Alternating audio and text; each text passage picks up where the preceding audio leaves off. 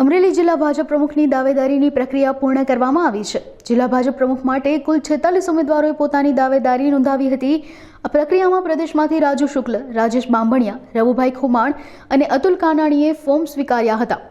તારીખ 10ની આસપાસ પ્રદેશમાંથી નક્કી થયા મુજબ નામ જાહેર કરવામાં આવશે તેમજ રાજુ શુક્લએ પ્રક્રિયા બાબતે માહિતી આપી હતી।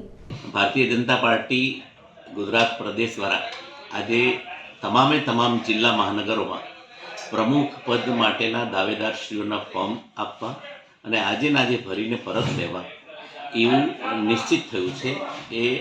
એના અનુસંધાનમાં અમરેલી જિલ્લામાં કુલ 46 ફોર્મ અત્યાર સુધી બધા કાર્યકર્તાઓ લીધા છે અને તમામ એમાંથી બધા લોકોના ફોર્મ ભરાઈને 2-3 જણના જ બાકી છે, બાકી બધાના ફોર્મ ભરાઈને આવી ગયા છે।